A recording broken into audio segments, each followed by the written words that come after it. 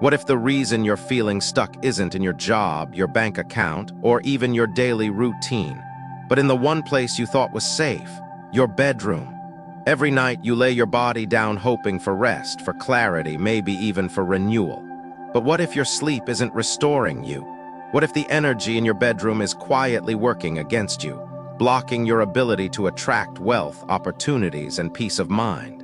It's easy to overlook. A slightly misplaced bed, a mirror you haven't thought twice about, clutter you've learned to ignore. These don't feel like mistakes, they feel like normal parts of a lived-in space. But energy doesn't see things the way we do. It flows or it doesn't, and when it gets stuck, so do we. This isn't about superstition or quick-fix decor. It's about how your space either supports you or subtly wears you down. Feng Shui, when stripped of the fluff, is really just awareness. Noticing how your surroundings shape the way you feel, how you sleep, how you welcome or repel abundance. Think of your bedroom as a mirror of your life. Is it cluttered or clear, chaotic or calm, cold or inviting? The way you answer those questions might explain why, even after 8 hours of sleep, you still wake up tired. Or why, no matter how hard you work, the money never seems to stay. The truth is, some rooms hold us back without meaning to. And some simple changes, just 8 in fact, can release what's been stuck and invite in what's been waiting. So if you've been craving a fresh start, not just in your finances, but in your energy, your clarity, your confidence, maybe don't start with a spreadsheet.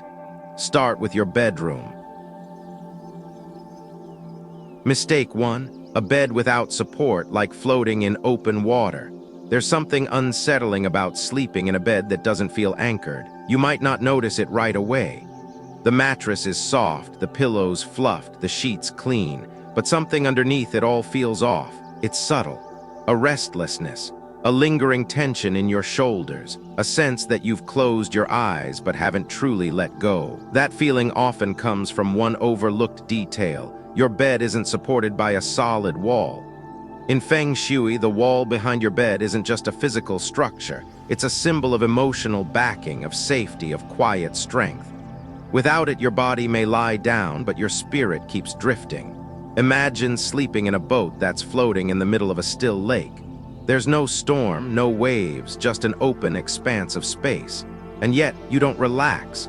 Why? Because there's no anchor. No direction, nothing to hold you in place. That's exactly how a bed without backing affects your sleep. And over time, it seeps into your life. You might notice indecision creeping in, financial choices that feel shaky, conversations you avoid, projects you hesitate to start.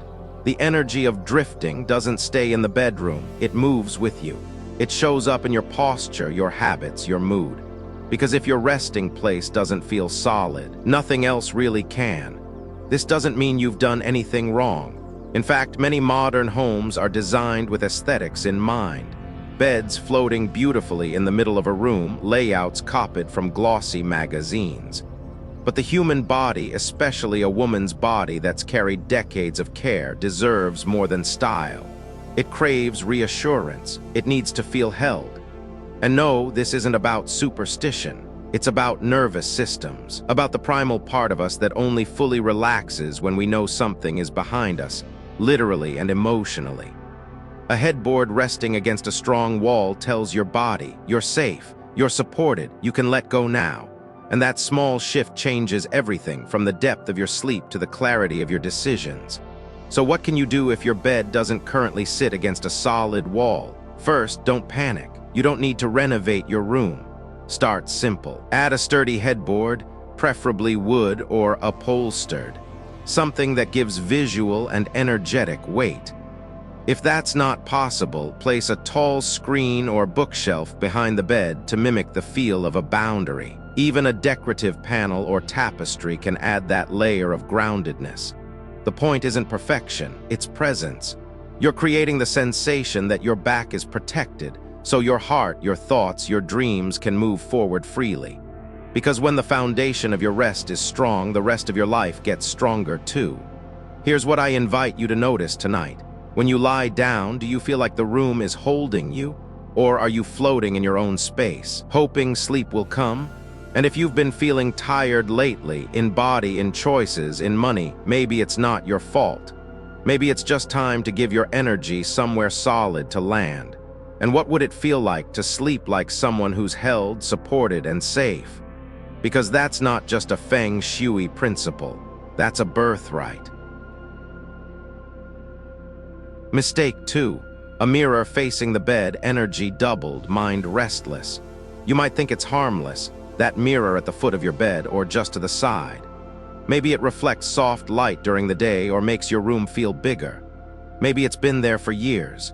But what if that mirror, the one that seems so neutral, is actually the reason your sleep feels shallow or why you keep waking up at 3 a.m. with no explanation? A mirror facing the bed doesn't just reflect your body, it reflects your energy.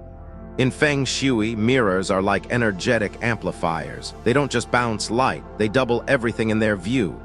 So when you sleep facing a mirror, the stillness your body is craving becomes movement. The calm becomes activity. The peace becomes tension you can't quite name. It's like trying to fall asleep in a room where someone else is always watching, or worse, a room where another version of you never sleeps. Most people don't make this mistake on purpose.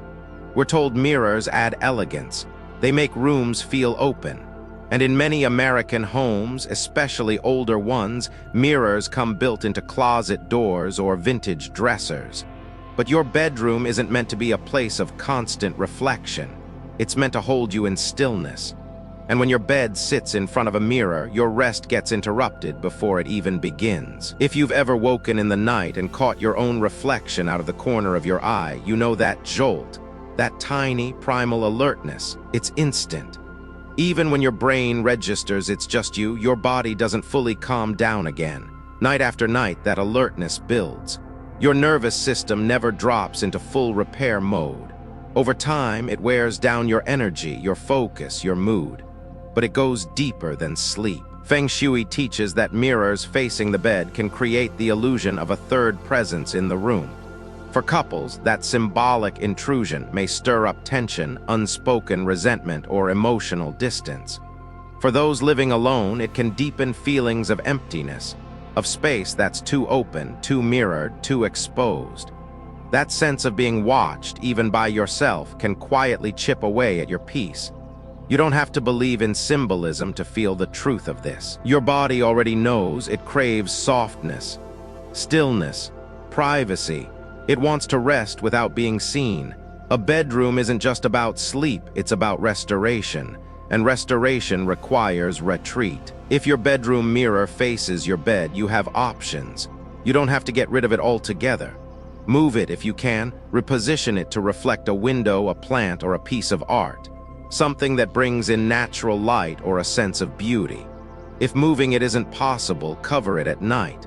A lightweight curtain, a soft fabric, or even a folding screen can make a world of difference.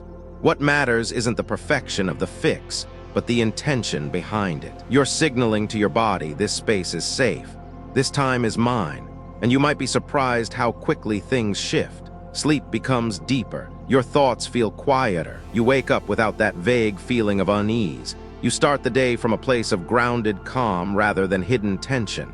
It seems like such a small change, but in a space where you spend 1/3 of your life, small changes are everything. So tonight, before you turn off the light, take one last look at your room. Not just with your eyes, but with your attention. Is anything reflecting more of you than you meant to share? And more importantly, are you truly alone in your rest? Because you deserve sleep that belongs only to you, undoubled, unreflected, undisturbed. Mistake 3. Bed aligned with the door, a river rushing at you all night. Maybe you listened closely and didn't hear your sign. You weren't born in the year of the goat, the pig, the horse, or the snake. And now a quiet thought might be forming in the back of your mind. So what about me? Let's answer that gently but clearly. Just because you're not on a list doesn't mean you don't belong to the story. Because wealth, real wealth, isn't handed out only by zodiac charts or birth years. It's built, grown, earned, and the most powerful kind of abundance has less to do with when you were born and more to do with how you live now. There are people who weren't supposed to succeed, According to statistics, their path should have been harder. According to personality types, they weren't wired for discipline. But here they are, at peace, stable, fulfilled. Why? Because at some point, they stopped waiting for permission and started planting their own seeds. Wealth isn't fate, it's repetition. It's what you choose to do when no one's watching. Every time you say no to a distraction, every time you save when you could spend, every time you choose to learn instead of escape, you're not just doing the right thing. You're changing your story, quietly, powerfully, irreversibly. So maybe you weren't born with a lucky sign, but maybe that's exactly what gives you the power to prove the charts wrong. Because the person who builds their blessings slowly often holds onto them longer, because they were never handed. They were chosen. And that choice, it still exists today, in this moment, in your next small step. Maybe your past was unstable. Maybe your younger years were filled with detours and doubt, but none of that disqualifies you, because every good habit you begin now, every quiet change you make is a seed. You may not see it bloom tomorrow or next month, but a year from now, 5 years, 10, it will come, and it will come stronger because you stayed. So if you weren't named in this video, that's okay. It just means your rise won't be predicted, it will be earned, quietly, consistently, on your own terms. And often, that's the kind that lasts the longest. Mistake 4, clutter that weighs you down without saying a word. It starts with something small.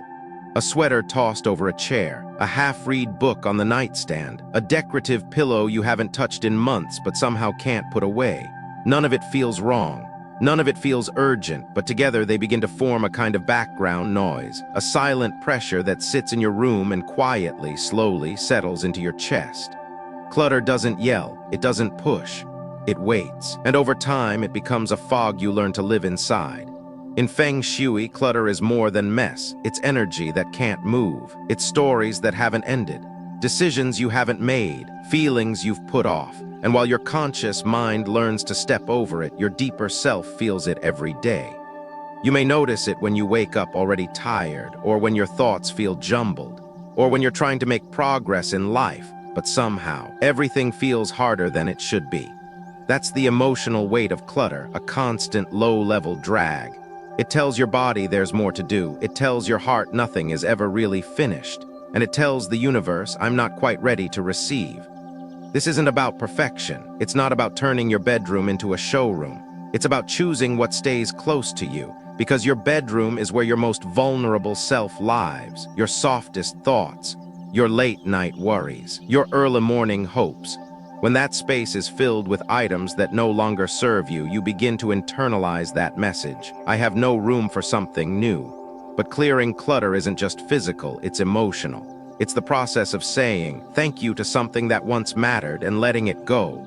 It's asking, does this lift me? Does this calm me? Does this deserve to be close to where I rest? You don't have to do it all in one day. Start with what you see first. The floor, the top of your dresser. The corner that always makes you sigh. Choose one layer, one moment, one thing, and then breathe. You'll feel it instantly, how space opens up not just in the room, but in you, more light, more air, more possibility.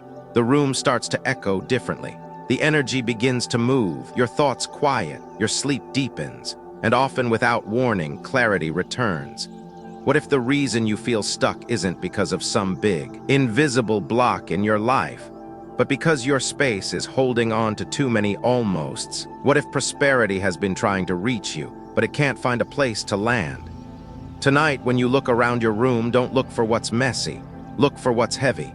Look for what no longer carries love, and then gently, kindly begin to part ways. You're not just making space on a shelf.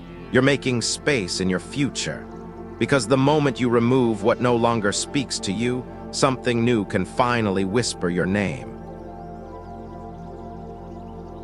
Mistake 5. Harsh colors or lighting when the room wears the wrong mood.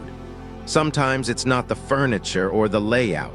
Sometimes it's simply the way your room feels the moment you step inside. And you can't quite name it, but something about the space feels too loud, too sharp, too unsettled. That quiet discomfort might not come from clutter or placement.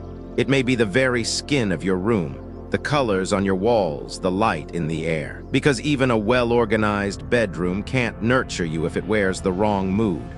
Colors and lighting aren't just decorative choices. They're emotional currents. They whisper or they shout. They soothe or they startle. And when they're too harsh, they don't just impact your sleep. They can quietly shape how you feel about your entire life. Red, for example, is powerful in small doses. But when it dominates a bedroom, it keeps the nervous system wired, the mind restless. It brings heat where you need calm. Black, though elegant in design magazines, can become oppressive in real life. Too much of it absorbs light, emotion, possibility. It turns a soft space into one that feels closed, compressed, emotionally heavy. Lighting works the same way. Bright white bulbs, often praised for being clean or modern, can actually feel clinical, like hospital lighting. It washes the room in a glare that wakes the body when it should be winding down. And yet overly dim lighting creates a different kind of discomfort. A low mood, a fog that never lifts. In both cases, your body doesn't get the signal it needs. It's safe now, you can rest, you can let go. Think about how you feel in the warm glow of candlelight or in a room where soft morning sun spills across the floor. That's what your bedroom should offer, not intensity, not extremes, but softness, gentle light, muted tones, a color palette that feels like a breath instead of a statement. In Feng Shui, it's not about picking a lucky color, it's about balance. You want colors that hold you gently, pale blues, creamy beige, soft greens, blush tones. These don't scream for attention, they invite you in. If bold colors are your style, you don't have to give them up completely. Use them as accents, a pillow, a piece of art, a small vase. Let them speak, but don't let them shout. Your bedroom isn't a showroom. It's a place where your heart needs quiet company. If your lighting doesn't feel right, don't rush to replace all the fixtures. Start small. Add a warm bedside lamp. Choose bulbs with soft amber tones instead of cool white. Let your lighting change with the time of day. Bright and fresh in the morning, low and tender at night. And if your walls feel too loud, consider a fresh coat of paint. Even just one wall softened can change the energy of the whole room. Your body notices these things. You may not say it aloud, but your breath changes. Your shoulders drop. You sleep longer. You dream deeper. You wake up and feel like you. And in a world that often demands more than it gives, your room becomes a space that gives back. So ask yourself, what is your bedroom wearing? Does it wear stillness or stress? Does it glow gently or press in from every corner? If your space has been quietly working against you, you don't need to renovate. You just need to soften it, color by color, light by light.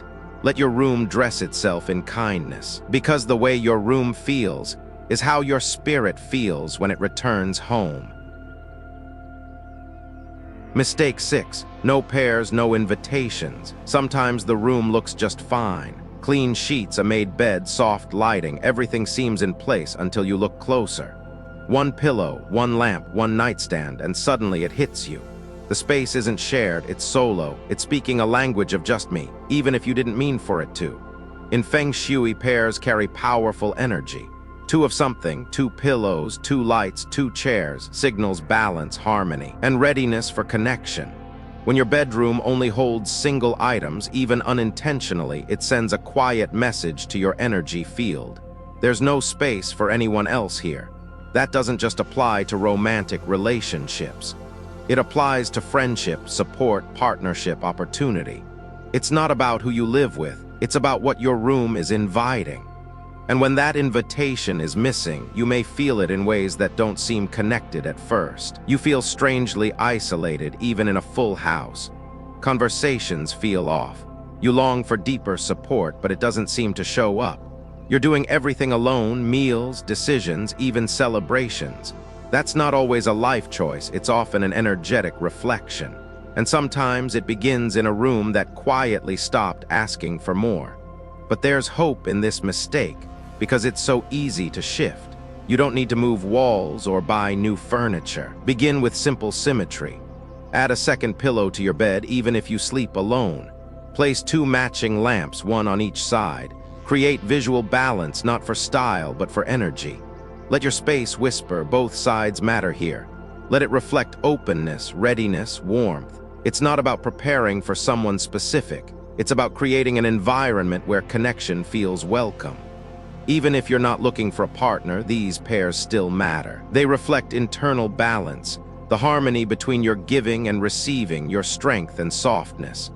A balanced bedroom supports a balanced life, and a life that feels balanced is more likely to call in exactly what you've been quietly longing for. So tonight, as you look around, ask yourself, is there space for more than me here? Not just physically, but energetically. Is this room a solo act, or a duet waiting for its second note? Because when your space feels like it's ready for connection, connection finally knows where to find you. Mistake 7. No living energy, a room holding its breath. There's a kind of silence that doesn't soothe, a stillness that doesn't calm. It's the kind that lingers in a bedroom with no signs of life, no plant, no scent of growth, no flicker of movement. The bed is made, the curtains drawn, the furniture in place, but the air feels still, as if the room itself is holding its breath, waiting, unsure whether it's meant to rest or wake. In Feng Shui, living energy is what keeps a space soft, open, alive. Without it, even a beautiful room can feel flat, cold, emotionally sealed, and often we mistake this quiet for peace, but peace and stagnation are not the same. A room without life begins to carry a kind of emotional dust. It's not messy, but it's unmoving, and that energy over time seeps into the person sleeping inside it. You might feel it in small ways at first. A lack of motivation, a quiet loneliness you can't explain, a strange sense that nothing's changing, inside or out. That's not just your mind, that's your environment reflecting back to you the absence of flow. Because when a room stops breathing, so does the energy that makes you feel hopeful, inspired, connected. The simplest way to bring a room back to life: invite something that's alive into it. A small plant, a green vine, a pot of lavender or a jade plant by the window. Not just decoration, but a living presence. Something that grows beside you, something that absorbs what's heavy and returns what's fresh. Plants aren't just for beauty, they are energetic filters. They soften corners, they refresh the air. They remind you, even in your hardest seasons, that life continues in slow, quiet ways. If you've ever walked into a room with greenery, you've felt it, how the space breathes differently, how your body, without even thinking, exhales. That shift is subtle but deep. It's emotional oxygen. It clears what you couldn't name, and it does so silently, patiently, gently. Don't worry if you've never had a green thumb. Start with one small plant, something easy, something soft, a peace lily, a pothos vine, even a sprig of eucalyptus in a simple vase. Choose life over perfection, presence over design. This isn't about turning your room into a jungle, it's about balance. One sign that says, this room is not frozen in time. It's open to growth. Because the way you tend to a living thing in your space mirrors the way you tend to hope, to softness, to change. And in a bedroom where energy rests and resets, that message matters. So tonight, ask yourself, does your room feel awake or paused? Do you sense movement in the stillness, or has everything gone quiet in a way that doesn't soothe but stifles? If your answer leans towards stillness, then maybe it's time for something small, green, and alive to join you. Because when life returns to your space, life begins to return to your spirit too. Mistake 8. Stale energy never cleared, air full of yesterday's weight. You can clean the room. You can fold the laundry, wipe the mirrors, vacuum the corners, but still, something lingers, a heaviness in the air. A fog you can't quite see, but you feel it every time you walk in. It's not dirt, it's not mess. It's something older, softer, but weightier. This is what we call stale energy, what stays behind after the day is done, after the emotions have passed but never quite left. Most people don't think to cleanse the energy in a room. We open windows, spray air fresheners, light a candle now and then. But the emotional dust, the invisible residue of stress, worry, exhaustion, that doesn't move just because you swept the floor. It clings to the corners, it sinks into the stillness, and without realizing it, we sleep in the emotional echo of yesterday and the day before that. In Feng Shui, energy needs movement to stay alive. It needs to be stirred, refreshed, released. When we neglect this, our rooms begin to feel off. We don't feel rested after sleep. We walk in and immediately feel emotionally low. Nothing feels wrong, but nothing feels right either. It's subtle, but that's what makes it powerful, because what lingers silently often shapes us the most. Think of your bedroom as a filter. Every thought, every dream, every worry that's run through you during the night, some of that stays in the space. If you don't clear it, it builds. The room starts to feel heavier. Your body starts to carry more than it needs. You wake up and already feel like you're behind. The good news? This is one of the simplest shifts you can make. You don't need fancy tools, just intention and breath. One of the most time-honored ways to clear energy is with salt. Place small bowls of sea salt in the corners of your room, especially where the walls meet. Leave them overnight, then toss the salt the next morning. You've symbolically absorbed what's old. You've let the room exhale. Another method, light. Open the windows, let real air move through. Even 10 minutes a day changes the air's personality. And if you need to reset more deeply, try burning sage, Palo Santo, or diffusing essential oils like lavender or sandalwood. The scent isn't just for the nose, it's for the energy. It shifts what can't be seen, but what is always felt. Cleansing your bedroom's energy is like pressing a reset button. Not just for the room, but for yourself. It clears the air not just of smell, but of stuck emotion. It lets your body believe it's okay to rest. It lets your mind stop rehearsing yesterday. It makes space for clarity, for softness, for abundance. And when you do this regularly, once a week, once a month, you start to notice something subtle but profound. Your room begins to meet you, not reflect you. It holds peace before you even lie down. It wraps you in lightness before you ask for it. And that, more than any theory or technique, is what Feng Shui truly offers, the freedom to feel new again. So tonight, as you look around your bedroom, don't just ask, is it clean? Ask, does it breathe? Does it feel like it's still holding yesterday, or is it ready to meet me where I am now? And if it's holding too much, then gently, without pressure, invite it to let go. Because you deserve to sleep in a room that doesn't echo old burdens. You deserve to inhale softness and exhale the weight of days already done. When the air around you is light, your future feels closer. And maybe that's all abundance really is. Sometimes the things that hold us back don't shout. They don't slam doors or crash loudly into our lives. They sit quietly in the way our bed faces the door, in a mirror we forgot to cover, in a room that stopped breathing a long time ago. They hide in the details, and because they are silent, we learn to live with them. We learn to sleep restlessly, to wake tired, to call it normal. But you and I both know it doesn't have to stay that way. What we explored today wasn't just Feng Shui. It was about restoring alignment between your space and your spirit, between how you live and how you long to feel, because your bedroom isn't just a room. It's the place you return to when the world has taken too much. It's where your body goes to remember how to heal. It's where you lay down your past and rise into your future. And maybe for a long time you didn't notice the clutter, the color, the noise behind the quiet. But now you do. That awareness is everything. Because once you see the small shifts, you begin to unlock the big ones. You open space, not just on your shelf, but in your life, for peace, for clarity, for wealth, not just in money, but in energy and rest, in meaning.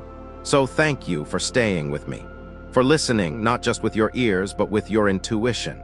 It takes tenderness to hear these things. It takes courage to change them. And it takes heart to say, I deserve a space that heals me. As you close this video, I hope you take one breath that's just for you. I hope your room feels a little softer. And I hope you remember, transformation doesn't always look like effort. Sometimes it starts with a curtain gently drawn, a mirror turned away, a candle lit, a pillow added, a silence restored. Because when your bedroom finally feels like home, your life begins to feel like yours again. Good night, and may peace and possibility flow back to you, always.